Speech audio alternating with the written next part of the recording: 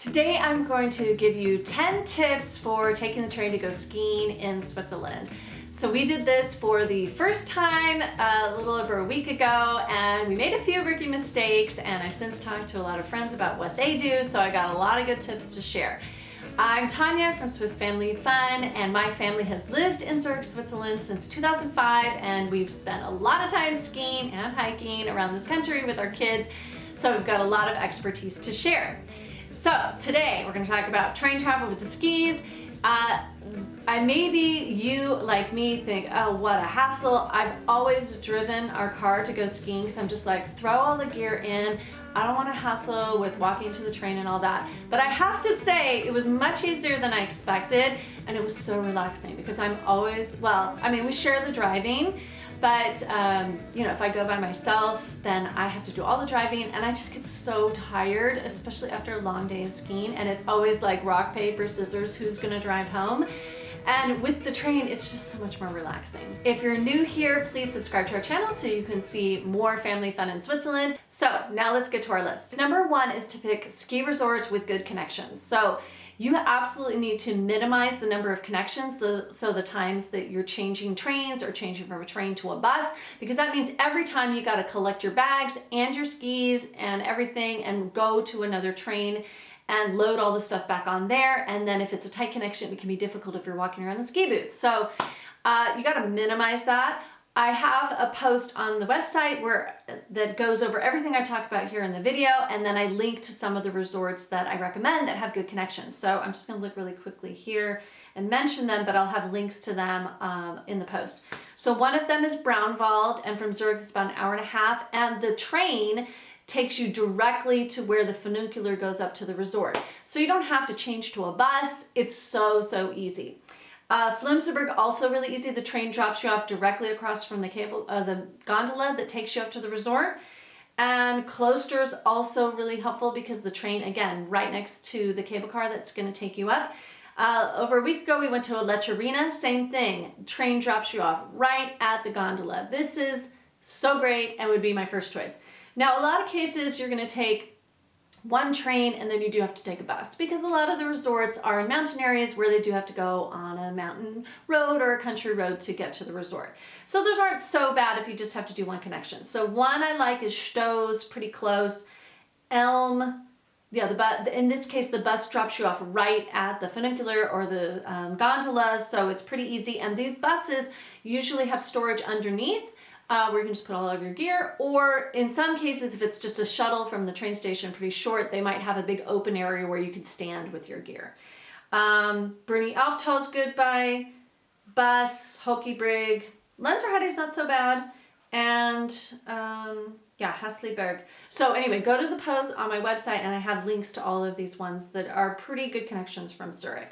My second tip is to book your tickets with Snow and Rail. This is SBB Railway. SBB is the public transportation system here in Switzerland, and these Snow and Rail offers give you a discount on both the ski tickets and on the train or public transportation to and from the ski resort.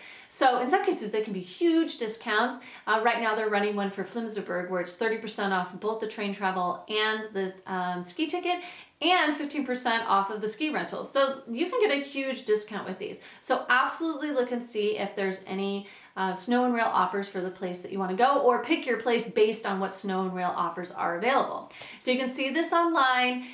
Usually you'll print out a voucher, and then you can give that voucher when you get to the ski resort and exchange it for your ski ticket. In some cases, you can load your ski ticket directly onto your Swiss pass. So if you live here in Switzerland, you have a Swiss travel card, and that's where you can load all of your, instead of having a printed ticket, it just goes onto this card, which has a picture of you. It's like an ID as well. So if you're living here, you can often load it directly onto there, and then you don't have to wait in line once you get there. Tip number 3 is to book your tickets in advance, and this is both for the train and for the ski resort. So you're going to save time and money in this way. So when you get to the ski resort, since the whole train is getting off at the same time, now you're going to have a big line for everyone to get tickets. So if you've bought your ski ticket beforehand, then you can just go straight in the line for the gondola and not have to buy your tickets at that point. In some cases, you do have to exchange the voucher, so that's annoying, but if you can load it onto a ski card, that's great. So most of the resorts use these ski cards, these electronic ski cards, and even if it's not the same card from that resort, you can use the number that's printed on that card and load the ski ticket on there. And then sometimes you can do it on your Swiss Pass, which I mentioned earlier. So if at all possible, definitely buy your ski ticket ahead of time and load it onto your card so you don't have to take care of that once you get to the resort.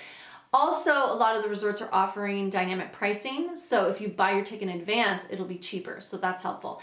Now, if you're buying your train ticket in advance, you can also save a lot of money. So if there's not a snow and rail offer for where you're going, if you know for sure you're going to go skiing, on Saturday in 4 weeks, if you buy your ticket in advance, you can get these saver day passes, which can be, on Saturday, you're probably going to save too much, but you can. Right now I was looking at one and like 3 weeks in advance, I can get it for $49 instead of $75. And then you can travel quite far. It covers all public transportation all over Switzerland. So this is a great way to save on that as well. You can also get, I forget what they're called exactly, let me look here. Oh, super saver tickets. So again, if you're buying not a day pass for all of Switzerland, but to a particular destination, if you buy in advance and you are gonna travel on that exact train at that exact day and time, you can get a real significant discount on those tickets. I don't love them so much because you are restricted to that exact route on the day and time. And if, for example, you're, the kids fall over and you have to help them, or they're hungry or have to use the bathroom, and then you miss that specific train, then you've got a problem. So with kids, it's not my favorite, but if you're an adult traveling by yourself, that's a good option. Tip number 4 is to wear your gear. So this was our rookie mistake, our first time. I thought, well, we were going for an overnight, and I just thought it would be easier if I put all of our boots and helmets in a big bag and carried them rather than everyone wearing all their gear. I also didn't have us wear our snow pants because I thought they might be too hot on the train. This is a big mistake because, first of all, I had more stuff to carry. So I had the boards and the bags, and it was just a little too much. If we had been wearing everything, it wouldn't have been so heavy. My bag was super heavy. We also, we were bringing stuff for overnight. We didn't bring that much, so we packed really light, but you want to minimize the amount of things that you're carrying. So everyone else on the train, I noticed, and when I asked my friends, everyone's just wearing their gear. There are some people, because ski boots are really uncomfortable to walk in, there are some people that will put those in a boot bag, but a lot of people are wearing the ski boots, and for snowboard boots, they're quite comfortable. So definitely wear them. In any case, wear your ski clothes, because once we got to the resort, then it created this delay of us having to go through our bags and put all our ski gear on. And for an adult, that's not that big a deal, but for kids, they take like 30 minutes, an hour to be like, oh, this glove doesn't go on right, and oh, my pants, and blah, blah, blah. Just have everything on. So all you have to do is scan your ticket and get on the slopes. So even your helmet, so my friends told me they typically will wear their helmet when they're walking to the train, and then just on the train or the bus, you take it off. So that way you're just carrying it on your body. So much easier. Tip number 5 is to consolidate your gear. So if you're wearing all of your stuff, the only thing you have to worry about is your skis and or snowboard. Now, if you have skis, it's much more complicated. You've got 4 pieces of equipment. You got 2 skis, 2 poles. And if you're doing your equipment and your kids and you have to help them a little bit, it can get very quickly out of control. At the very minimum, you should get those Velcro straps that strap around the skis, and you can also get ones that go around the poles. So that at least keep them together, because especially for kids, even if you slide them together, so the 2 skis are like this, they always slip apart. I don't know how it happens. And then all of a sudden you've got equipment in every direction. So yeah, Velcro's okay, but better would be to have a ski bag. So they sell bags that will fit 2 to 3 pairs of skis, especially if you have kid skis. They're much lighter and smaller. So absolutely for the kid skis, I would put them in a ski bag. It just makes it so much easier. They're very inexpensive. Even here in Switzerland, I looked and you can get a ski bag for 1 pair of skis as low as 13 francs. And then I saw one for 2 pairs of skis for 49. Maybe you could find it even cheaper. But this investment is well worth the money. for your own stress and making this whole trip much more convenient. So definitely consolidate your gear. If you're not wearing your boots, get a boot bag, makes it easier. I've seen some people that have them hanging off their backpacks, or yeah, maybe a backpack would be easier than the over the shoulder bags, which a lot of boot bags are. So I don't know, just look around, but that'll make the whole trip a little bit easier. Being a snowboarder, it's much easier because we just have one board. So that's your other option. Just switch to snowboarding. Then you don't have to worry about all those 4 different pieces of equipment. Much easier. One of my friends used to always go skiing on the train when her kids were very little and they were still in strollers. I'll show a picture of that here. And I always admired her. And she's like, oh, it was so easy. I don't know how easy it was, but she had a bag where she put the gear and then she strapped the kids' skis to the backpack. And then she would sometimes put them in the back of the stroller. And then she would push the stroller. She was doing this mostly when the older one was skiing and the younger one was not. And then they just all be dressed in their ski gear. Maybe they hang the helmet over the side of the stroller. But hey, I've seen lots of other people doing this, so it's definitely an option. And look, for a lot of people that are living in Switzerland, especially those that are here short term, you don't have a car, so you don't really have an option. So don't let not having a car prevent you from going skiing. Totally possible. You just have to, be a little creative and have a little motivation, and you'll get out there. Tip number 6 is to send the gear ahead of you on the train. Now this makes more sense when you're going for a week holiday, not so much for if you're just going for the weekend, but the trains offer a luggage service where you can drop off your gear and luggage 2 days before, and then it'll be waiting for you at the train station. And in some cases, the hotel you're staying at will then take it to the hotel. This costs about 12 francs per bag. So if you had skis or things, you'd want to consolidate those. And this just makes it a lot easier and convenient for you, especially for these long-term holidays. I have a lot of friends that use this service, very convenient. And in 2020, the season, so January through April 2020, this service is free. I was very surprised. One of our readers told me about this, that they're offering this service for free during this season. So I have a link to that in my post. You can get that link in the description below. So absolutely use this service. I don't know why they're offering it for free, but definitely use it. Tip number 7 is to rent a locker at the ski resort for the season. So if you are regularly going to the same ski resort over and over during the season, or even for a few weeks, it makes sense to rent these ski lockers and keep your gear at the ski resort so you don't have to transport them every time you go, every weekend. So almost, I don't know if every resort does it, but I would venture to say that most mid-size and large-size resorts have this. I did just kind of a rough search of the ones that the ski resorts that I'm familiar with around the area, and all of them had it. A lot of them are at sports stores, so ski rental stores that are in the region. Normally they're the sports store that's right by the cable car, so you don't have to walk very far. Some of them are at the cable car station themselves. Some are heated, some have like drying, not wind machines, but some sort of drying element. This is helpful if you're storing your boots so they don't get sour. They have a lot of different range. So sometimes it's just a pair of skis fits, sometimes it'll fit 2 pairs of skis and your boots, sometimes you can fit your helmet and other things, and the prices range. And some of them will rent them just for the day, some will do a week, some will do a month, some will do the whole season. So there's a lot of flexibility, but I have friends that have done this and it makes it so much easier going on the train. So look into that. I'll just tell you like a couple of sample prices. In my post I have I have 3 locations just as example: Flumserberg, Arosa, and Klosters. And yeah, they range about 100 and let's see. So a month locker at one of them was 150. For the season at Arosa it was 180, and at Flumserberg for the season was 250. And that was a very heated locker, and it fits 2 snowboards or 2 skis, and the boots. So I think it's a good investment if you're going to be traveling the train, especially with the kids. Tip number 8 is to rent a ski apartment for the season. Now I know this is a little extreme. I wouldn't recommend it for everyone, but I have quite a few friends that do this, And of course, when you have small kids, this makes your life so much easier. And when you're coming by the train, that means that all of your stuff, including all of your snow clothes, are at the location, and you don't have to be bringing them back and forth. And there's all sorts of other benefits for that. So especially if you have small kids that aren't skiing, I have friends that do this where maybe the mom will ski in the morning while the dad watches the child, and then they'll swap at lunch, or maybe you're skiing with the older kids, maybe you're in lessons. A lot of the resorts will give you a list of babysitters that are available in the region, so you can have them babysit your smaller child at your apartment while you're out skiing. So with small kids, this just expands your possibilities exponentially.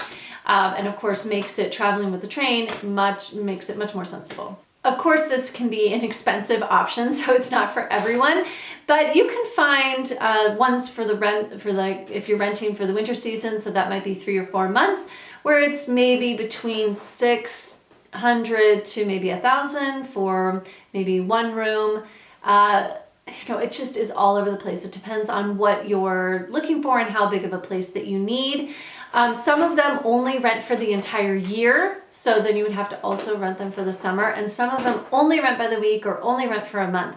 So I put a few links to places where you can look for those. So the first place I would start would be the resort itself. They often list properties that are available for seasonal rentals, and then I would look at online sources like HomeGate or Comparis or Airbnb. And again, it might be tricky to find ones that are available for just the winter season, but yeah, you should look maybe a year in advance to see what's available. I wouldn't try and look at this in November and then be like, oh, I'm gonna rent it, but sometimes things are available, so you never know. Tip number 9 when traveling by train to go skiing is to go early and stay late, because there is a rush hour just like on the freeway when you're going to the ski resorts, and these trains can get really packed, especially some of the buses that connect. So the train is much larger than the bus, so when you get to that location, sometimes there'll be resorts that send 2 buses to accommodate everyone that's getting off the train, but not always. So you might need to be a little aggressive getting onto that bus.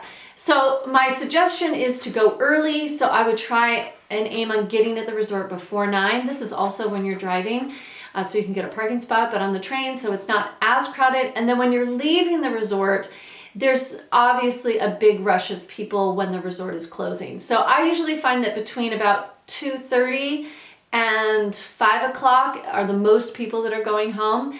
So it might be worthwhile to have an après-ski with the kids and have a hot chocolate, relax, talk about the day, let them use their phones or whatever for an hour after the resort closes, so you can have a more relaxed journey on the way back. One time we went, let's see, what time did we leave? We got on the 5 o'clock train coming back, and since we were the first resort that was in the lineup on the train, it was okay, and we all got seats and we were able to store our gear. But as we picked up more people at subsequent ski resorts going down the road, it got so packed that the people couldn't get on, and it was just body to body. So I thought, oh, it would have been a lot better for people to just wait at the resort and be relaxed and get onto the train earlier. But at 2:30 or 3 o'clock, it's still going to be quite full as well. So leaving the resort early doesn't necessarily solve that problem. Tip number 10 is to clear all the snow off your gear before you get on the train. So this was another rookie mistake.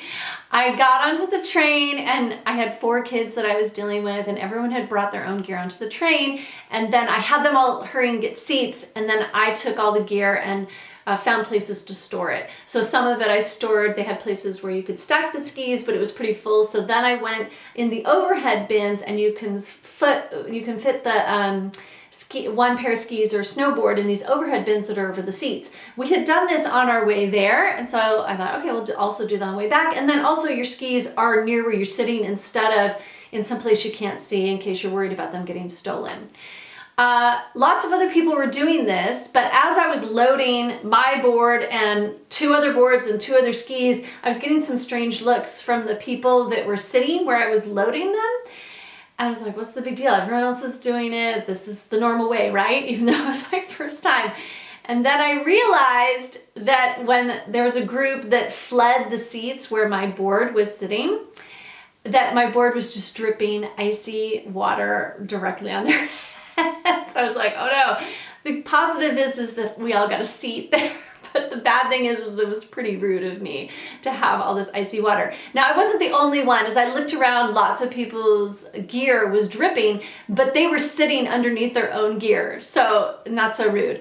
But next time I would definitely make a huge effort to get all the snow off of our gear before we get on the train so it doesn't drip on anyone. I felt really bad about that. I hope you got some good tips from my video today, and if you want to remember any of these, I have all of the details on my website in a post, so you don't have to go back and rewatch the video. You can just reference the tips that were most important to you, and I have links to some of the resources that I mentioned here as well. So I'll put a link to that post in the description below. If you like what you saw here, please give our video a like and subscribe to our channel and click that little notification bell so you don't miss any of our upcoming videos. I have lots of other videos on ski resorts that we like around Switzerland, and I just did one about the 10 favorite resorts that we have that are within a day trip distance of Zurich that are best for families. So check that out as well. I'll put a link in the description below. And yeah, we have lots of other hiking videos as well as you prepare for summer to help you prepare your Swiss vacations. So I hope you find all that helpful, and we'll see you here next time for more family fun in Switzerland.